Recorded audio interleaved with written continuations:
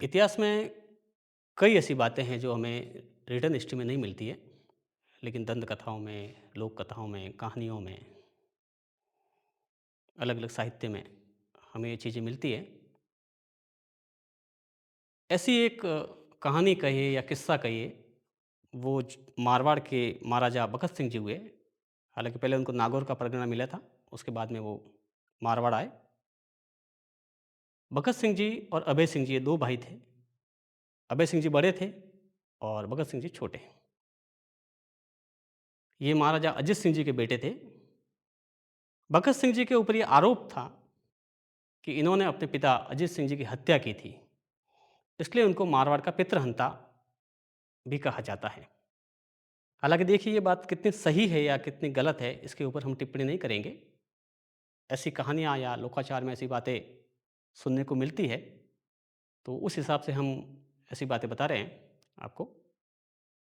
तो भगत सिंह जी के समय का एक प्रसंग, और इतिहास में ऐसे बहुत कम लोग हुए हैं जो बड़े व्यक्तियों के सामने, महाराजाओं के सामने भी सच बोलने की ताकत रखे, निर्भीकता के साथ में सच्चाई बोले। तो ऐसा एक प्रसंग है कि अब वो क्या है कि जिस वर्ष अजित सिंह जी की हत्या हुई थी, उससे 2-3 साल बाद वाली कोई घटना है, जिसमें किसी उत्सव के अंदर भगत सिंह जी एक भैंसे की बलि दे रहे थे। तो भैंसे की जब बलि दी, जिसको महारानी पाड़ा बोलते हैं या राजस्थानी भाषा में उनको, जो मारवाड़ का जो परगना है या प्रांत है, उसमें उसको पाड़ा बोलते हैं, भैंसा। तो भैंसे की जब उन्होंने बलि दी, तो वहाँ जितने भी लोग खड़े थे, महाराजा के जो सामंत है, जागीरदार है, और भी लोग जो उनके समर्थक, तो सब महाराजा की प्रशंसा कर रहे थे कि वाह भगत सिंह वाह। वहीं पर एक चारण कविराज जी खड़े थे, लेकिन उन्होंने कोई रिएक्शन नहीं दिया। जब महाराजा की नज़र उनके ऊपर पड़ी कि सारी प्रजा जो है, सारे दरबारी कहे या सामंत है, जागीरदार है, सभी मेरी प्रशंसा कर रहे हैं, और ये कविराज जी है जो कुछ भी प्रतिक्रिया नहीं दे रहे हैं। तो उन्होंने कविराज जी से पूछा कि कविराज जी क्या बात है? आप कुछ बोल नहीं रहे हो?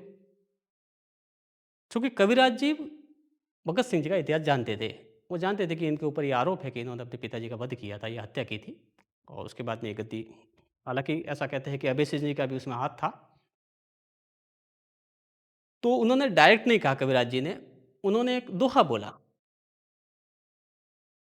वो दोहा क्या है, मैंने आपके सामने लिखा है कि वो ही बखत सिंह, बारी बा तलवार, कि हे भगत सिंह, वो ही बखत यानी वो ही समय है, और वो ही भगत सिंह, आप वही भगत सिंह हो, और बारी बा तलवार यानी वो ही तलवार है, वही समय है, वही भगत सिंह है, और वही तलवार है।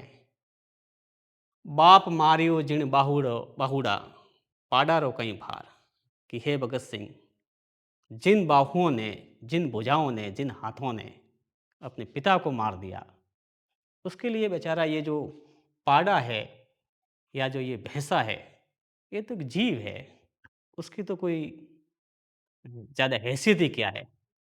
तो ये एक कवि किस तरह से निर्भीकता के साथ में जो एक महाराजा से सीधी बात कर रहा है, इतिहास में से बहुत कम उदाहरण आपको मिलेंगे। भगत सिंह जी से ही जुड़ा हुआ एक और किस्सा है, और इन्हीं कविराज जी से संबंधित है वो, कि एक बार क्या हुआ कि भगत सिंह जी जो है वो अपने घोड़े को ऐसा सहला रहे थे, और बापो बापो कहते हुए उसको सहला रहे थे। मारवाड़ी भाषा में बापो बापो ऐसे कहते हुए सहला रहे थे। जब भगत सिंह जी उस घोड़े को सहला रहे थे, घोड़ा बड़ा डर रहा है।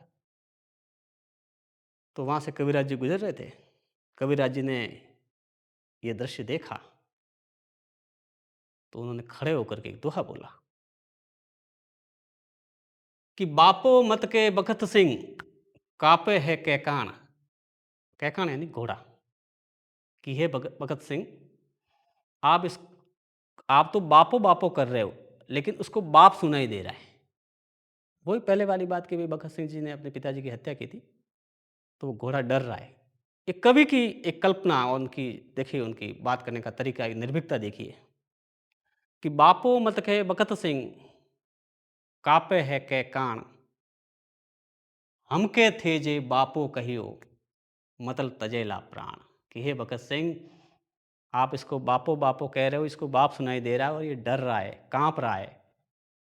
अब की बार आपने इसको ये बापो बापो कहा तो ये यही अपने प्राण त्याग देगा।